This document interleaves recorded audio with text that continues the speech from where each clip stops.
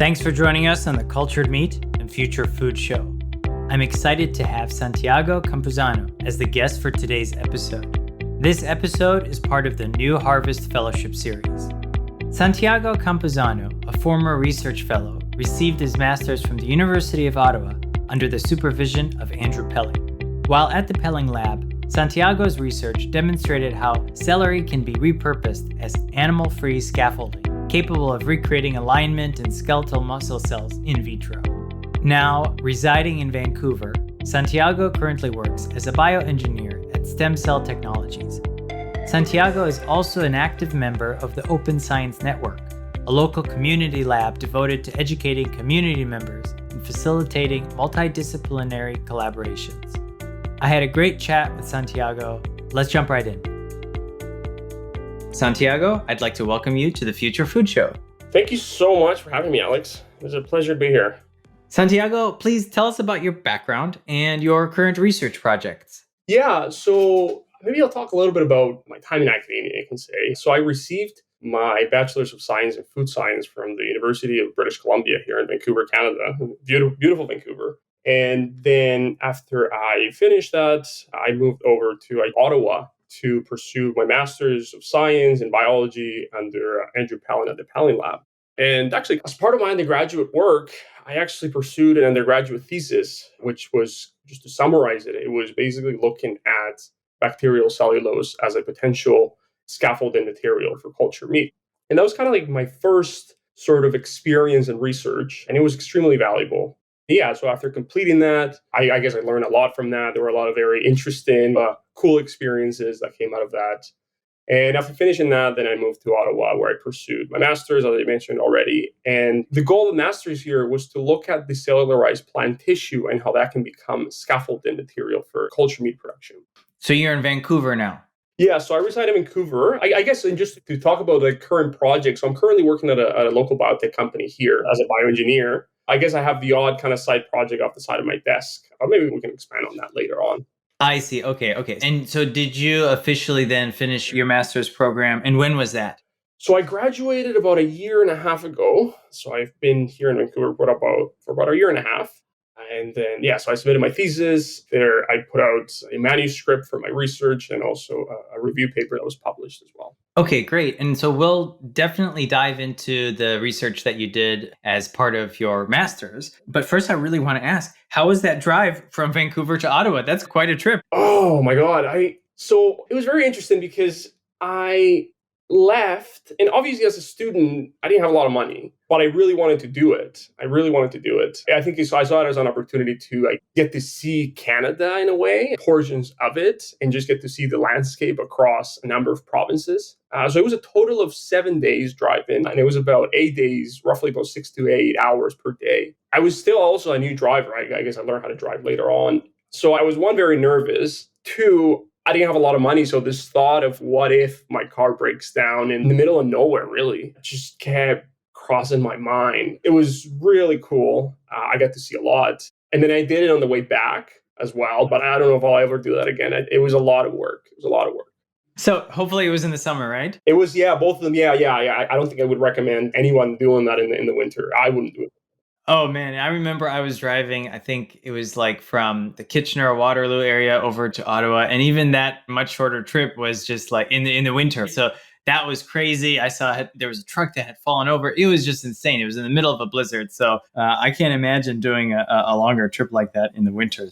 But 7 days, that's quite a trip. And Canada is very beautiful. So I'm glad that you were able to make that trip. My next question is really about the Pelling Lab. And the question is really what makes it so unique? And I want to ask that because Andrewpellings Lab is really one of the most well-branded labs. And it's one of the coolest I've ever read about or watched videos about. What makes it so unique?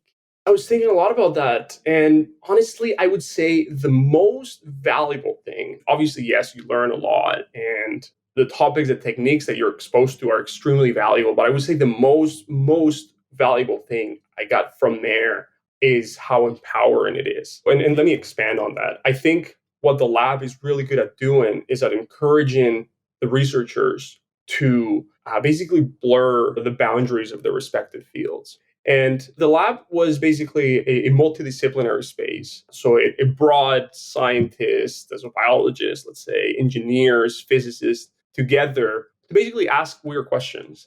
Questions that were unconventional, I think it's the best way of putting it. And as I mentioned, it allowed for us to blur the lines of our respective fields. I think I came in with a mentality that because you were a biologist, you could not learn to program. Or if you encounter a problem that required any sort of engineering, then the mentality was usually to just say, well, that's for someone else to do.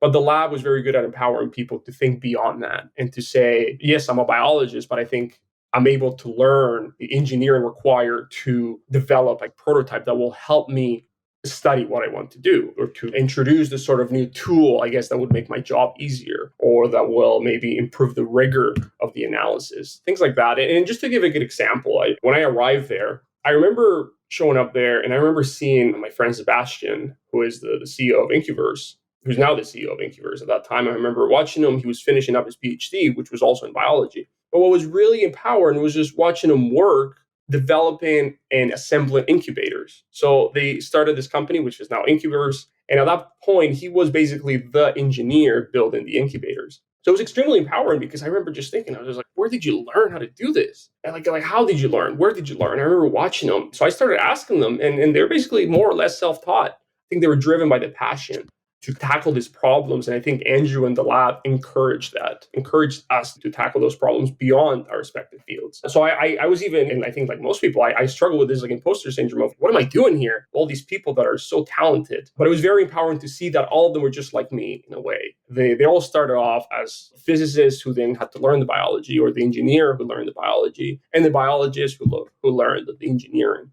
It also taught me the importance of, as Andrew would say a lot, is the importance of play. I think when we became passionate about very odd projects, or very odd, I guess, experiments that were unconventional, but I think a lot of times people were passionate about just seeing it, turning this vision into something that was actually tangible. It would often be very challenging, but it would teach us and teach you, I guess it teach you a lot. Because I guess you would spend so much time troubleshooting this experiment that was very unconventional. There might not be a lot of background behind it. It would be very novel.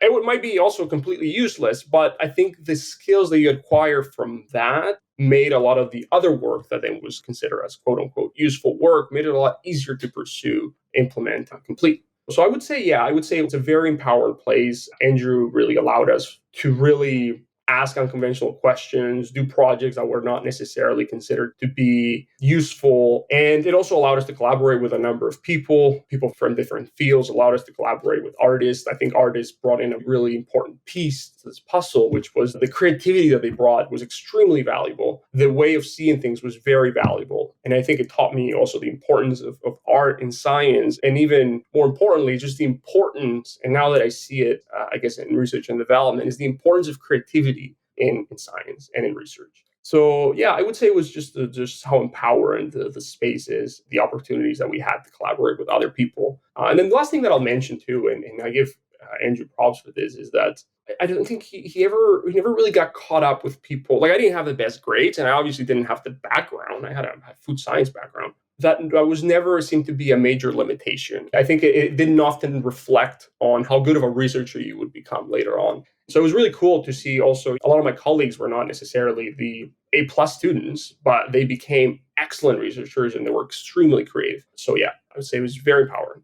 Wow. So art, programming, biology, it's starting to click as to why what we're seeing out of the Pelling Lab is actually so exciting.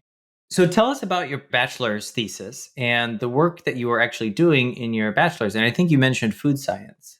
So I feel like this is, I guess, one of the things that I wanted to touch on because it was kind of an unconventional introduction to the field, you can say. And maybe this is also a segue into kind of how I got into cellular agriculture in a way. So when I was on my second year, I was going through that phase of, oh no, I have to specialize, you can say, right? I have to decide what I want to go into now. I'm doing general science. Now I have to pick. And I remember at that time, I've been always passionate about just physical activity, exercise, weightlifting. And I was going through a phase where I was very much into weightlifting at that point. And one of the things that goes with weightlifting was this idea that we need to consume tons of protein, right? You got to have massive kind of protein intake, which is often encompassed by meat consumption and lots of it. But I was facing this dilemma of I knew where that meat was coming from. And I think also as an animal lover myself, and as somebody who cares about the environment, I was facing this dilemma of I'm very passionate about what I'm doing now, but I know the impact that it's having on the environment and the animals that I'm very much passionate about and very much love. So at that point, I remember watching the TED Talk by Andres, who's the CEO of Modern Meadow, last time I checked. And I saw his TED Talk. It was very inspiring. It was very inspiring because there's this idea of, oh my God, like I can have my cake and eat it too. Like I can enjoy the meat, which I enjoy, and it kind of plays a role into this kind of hobby and this passion that I have at the moment. And I also am not impacting the environment as much or impacting the animals. So I started thinking, I was like, okay, maybe what I should look into is food science. I realized that this idea at that point was this idea of cellular agriculture was at the interface of kind of engineering or tissue engineering and food science. So I decided to go into food science. I came to the realization that the food science that I was learning was very far away from what I wanted to learn or what I thought I needed to learn. And it was mostly it was a very multidisciplinary sort of field because it was basically composed of things like food microbiology, food analysis, food chemistry, labeling and regulations and things like that, which to be honest, I think will become very applicable down the road, especially as cultured meat continues to, I guess, move forward, you can say. So anyway, so I was taking all these courses, but I kind of knew I needed to learn more about the cell culture side of things. And now coming back to your question, on my fourth year, I had this opportunity to pursue, and it was an opportunity, it was optional, to pursue an undergraduate thesis, which was a total of 12 months. And just, I guess, before I jump into the thesis work, the other thing that I was doing at that time was all of my electives were actually physiology courses or cell biology courses, which I did not do well on because they were very challenging courses on top of my course load. But they taught me a lot, and I think they started giving me the skills that then allowed me to, I guess, prepare for future research down the road. And now to talk about my undergraduate thesis, at that point, I remember reaching out to New Harvest, and I remember talking to Dan Luinin. I might have butchered his last name. And at that time, I think it was just Aaron, Isha, and Dan working at New Harvest. And I remember reaching out to them, and they told me about the conference. And then I was like, okay, I got to attend that conference somehow. I think at that time, I can't remember the timeline exactly, but I was probably in my third or fourth year of university. And I had to attend. I didn't have any funding. So I remember just saving up to go to San Francisco and to attend that conference, to just have that opportunity to just meet them and just see the field for what it was at that time. So I was very inspired by that. So I started looking around for professors that would consider supervising my undergraduate thesis. So one of the conditions for you to pursue an undergraduate thesis at that time, and I think the rules remain the same, was that you had to find a professor that was willing to supervise you. And that can be very challenging because most people would straight up tell you like, nope, that's not my area of research. No, I don't do that. Or just straight up, no reply back. Academic, professor just ghosting you. So I encounter a lot of that. Most people were not willing to supervise me. And so I just kept pushing. And one thing that I'm like, okay, I'm going to put together a literature review. So I'm going to review the literature. I'm going to put together a project, which Don helped me with at the time. And I'm going to start sending that off to professors. And then hopefully now they see that I have a vision for the project, I have a project in place. And there was one professor who took a chance and he's like, all right, let's give it a whirl. His lab was actually in food toxicology, which was way out of the objective or the mission of my thesis. My thesis was then on bacterial cellulose as a potential scaffolding for, I guess, cultured meat production. And I had no idea what the number of challenges that you encounter in research. And I was like, well, I have 10 months to figure this out. That's plenty of time. But I was very wrong. A lot of things go wrong.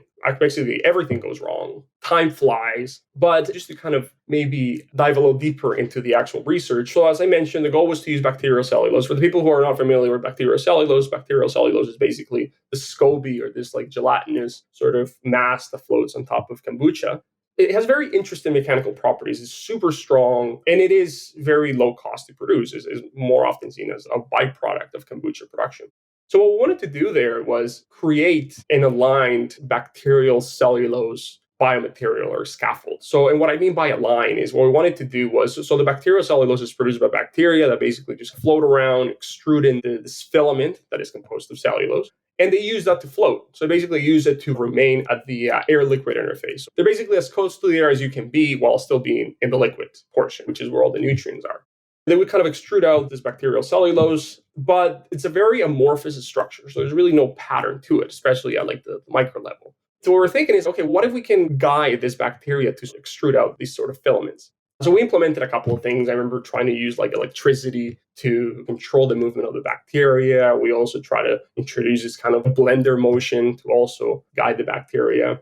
That's when I realized that research is very challenging. But I think if you're passionate, you just keep working towards it. And one of the kind of cool tidbits here, and I'll mention it, is that at that time, my prof was like, he's like, go ahead, give it a whirl. And he said, but you have about $1,000. And that sounds like a lot, but in research it's not. It goes by really fast. Just the bacteria alone, I think, costed like $500 just to buy that bacteria. That lab, the cells they were working on were human and they were not muscle cells. So one of the things that I wanted to do alongside my bacterial cellulose development, you can say, is I wanted to get my hands on some muscle cells. At that point, I had never worked with muscle cells. So I started just thinking.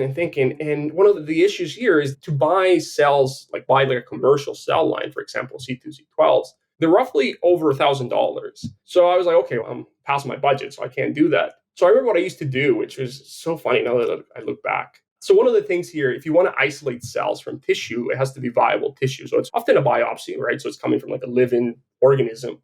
So it has to be basically fresh in order for those cells, when you remove them or you get that biopsy, for them to remain viable in vitro, they need to come from a living organism or an organism that was just euthanized, just died. Now, getting fresh samples from a slaughterhouse or anything like that, it was very challenging. So one of the things I thought of is, what if I just buy a fish from the store, from those tanks where they have the fish just swimming around?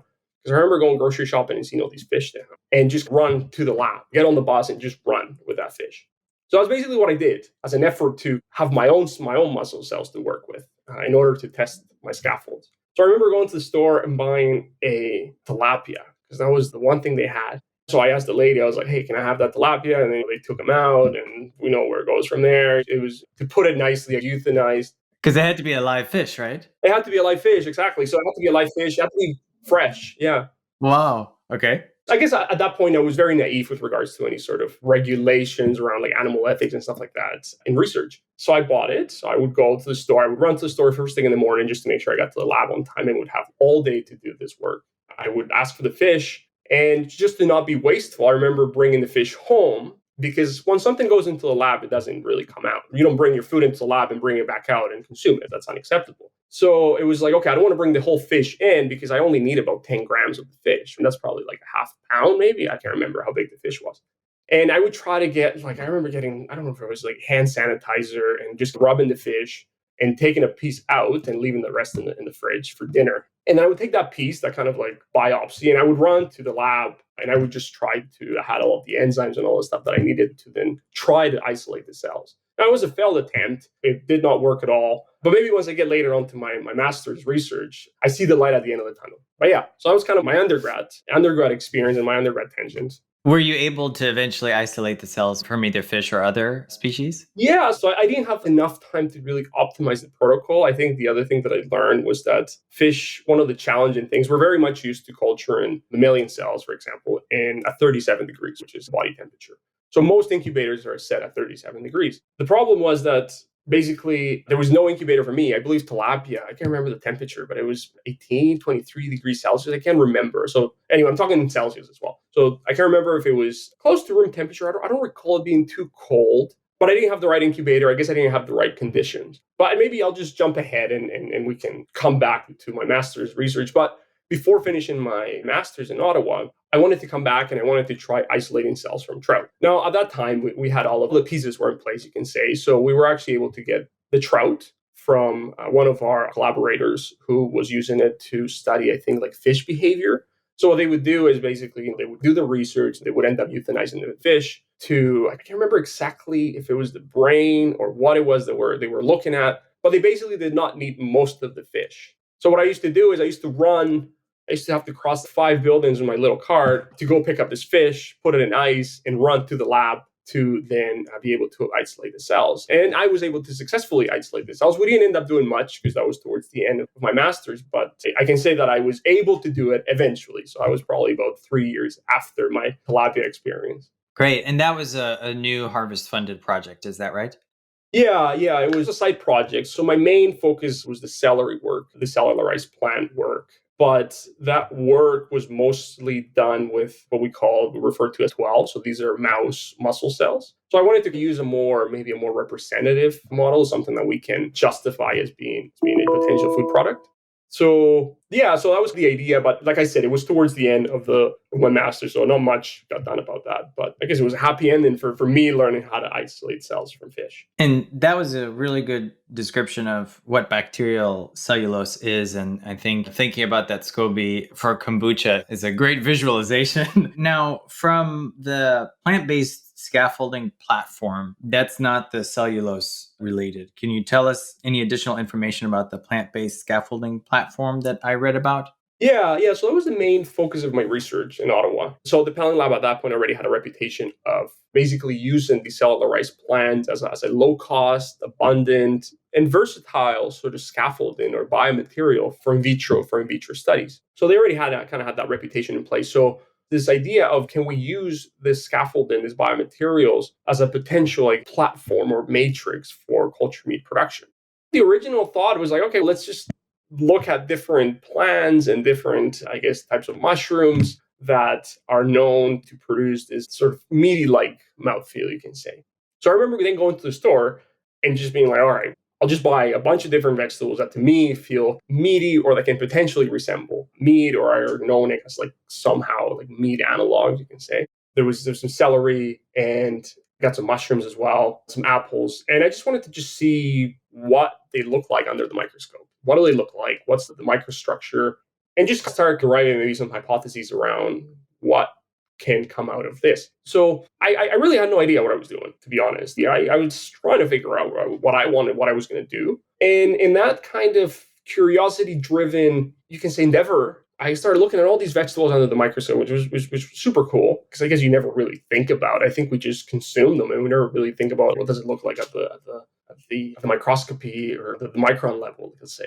And I remember looking at celery, and one of the things that really got my attention about celery was that the vascularization of celery. So the vascularization, a way to envision it is if you cut a piece of celery, if you cross section, and you look at that cross section, you realize that it has these little kind of green dots.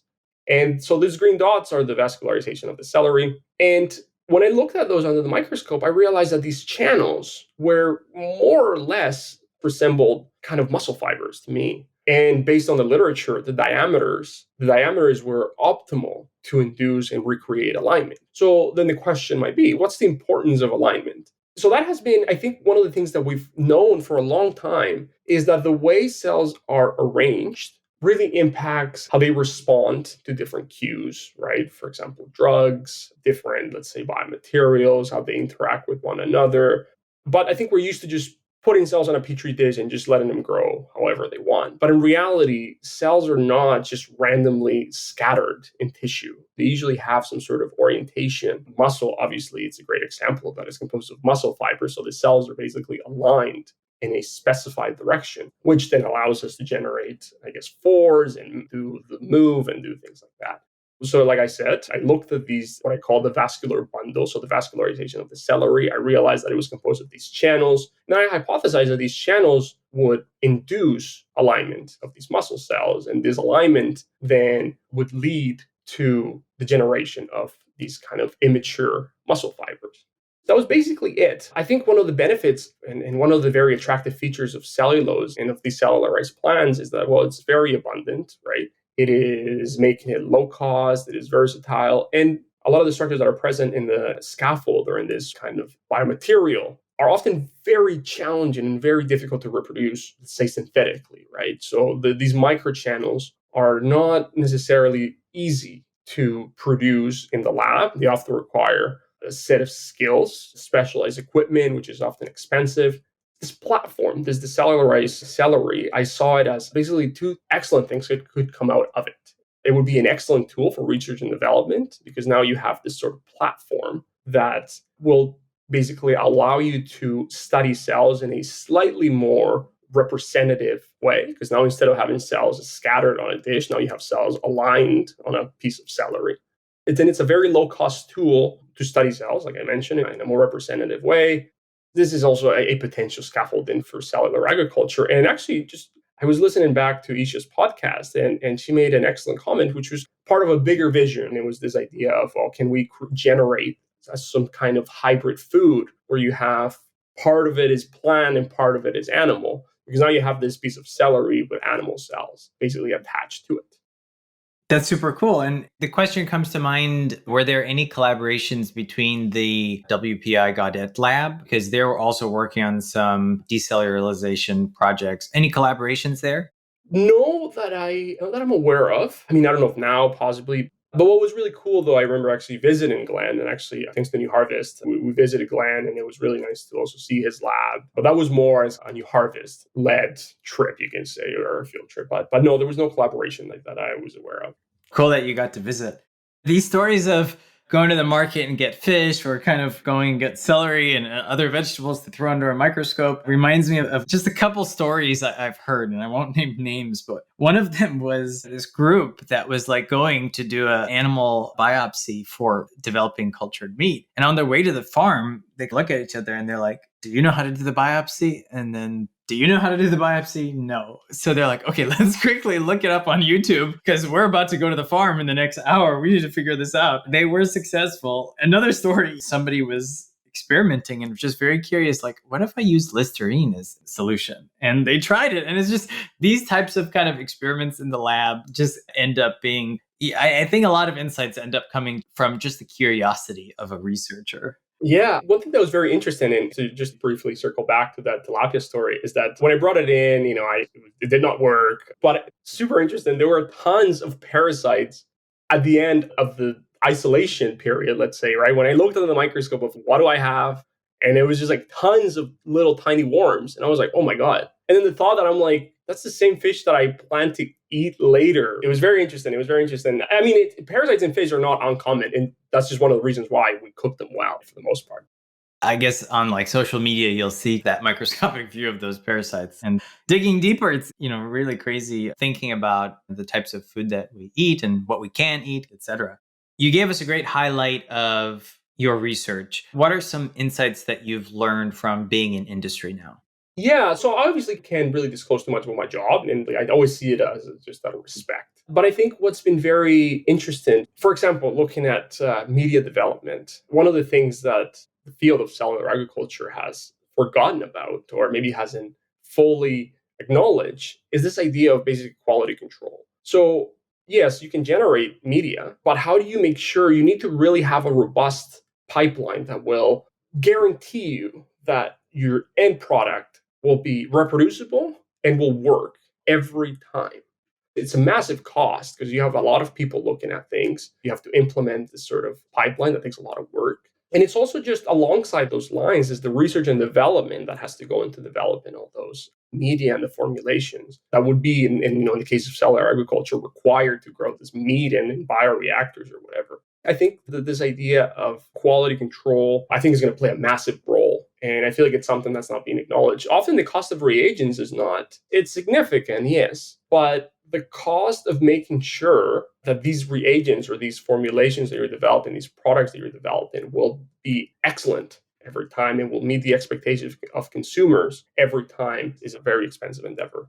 It's interesting to look at the process in an official way. I wanted to track back to just the cell cultured meat industry in general. We've seen major milestones within the industry, and based off of your experience, can you envision that in the future we will be going to a world where we're just consuming plant-based meat and cell-based meat versus traditional animal agriculture? Absolutely. I remember we went out for brunch with my partner the other day, and I'm not much of a meat eater myself, but one of the things I love is bacon. It's just, there's something about it. I don't even like pork, but bacon I almost see it as a different kind of animal. It's just so good, but I also feel guilty eating it, right? I face that dilemma, and that reminded me why I care so much about the field. Now, I encounter, especially amongst academics, a lot of naysayers with that say that this will never happen, the engineering doesn't make sense. And I think my answer is always, I don't know if it's going to be plant-based, cell-based, or both.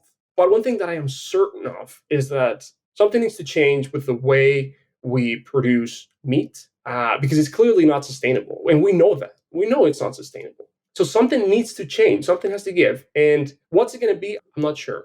But I'm certain that something has to change.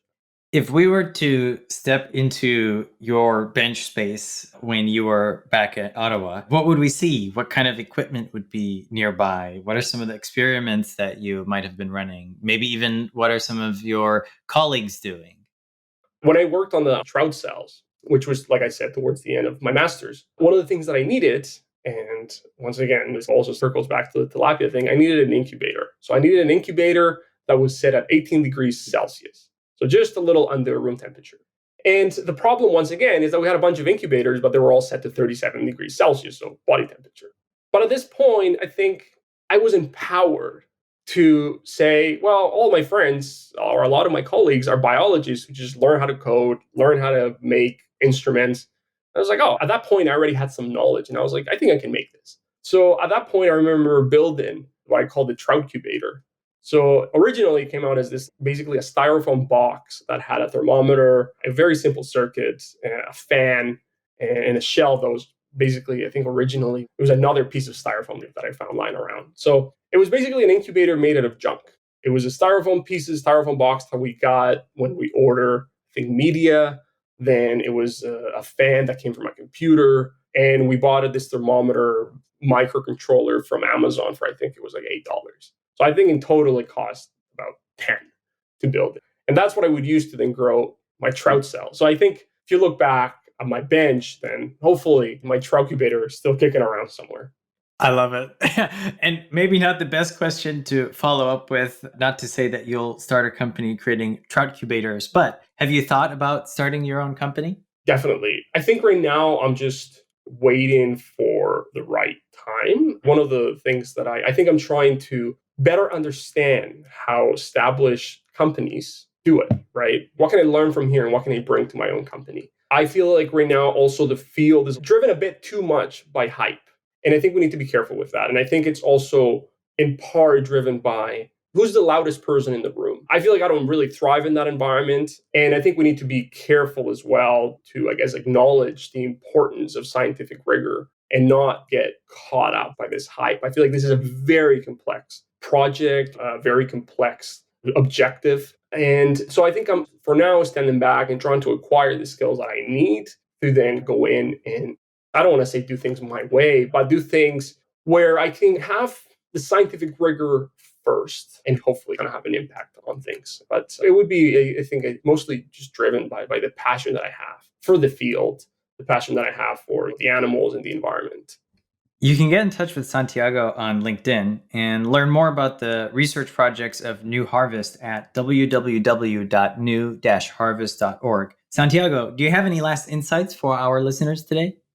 I would say, I think if you're passionate about it, I would encourage you, wherever you are, to just seek, if you're an undergrad looking for a mentor, looking for a professor, just look somebody. You only need one yes. That was always my mentality. I only need to hear one yes. I can hear all the no's in the world, but I only need one yes. I encourage you to just stay on the lookout. It's going to be challenging. I'm sure a lot of professors are going to say no, but I encourage you to just look and search for that opportunity that will get your foot on the door. And I think, and maybe just a word of encouragement for any sort of managers and professors, is I think it's very important, and I think I've learned the value of carving out a space for people to just ask unconventional questions and just be driven by their own vision and their own passion. As I think I've always been a big believer that you can teach people skills, but you cannot teach them to care. And I think it's very important to just maybe carve out a space where people can be driven by their passions, no matter how sometimes weird they sound, and their vision. And then just this importance of play and failure and the role that it has in research. Santiago, thank you so much for being with us today and sharing your insights on the Future Food Show. Thank you very much for having me, Alex. This is your host, Alex, and we look forward to being with you on our next episode. This program was produced by H Media. We'll see you soon.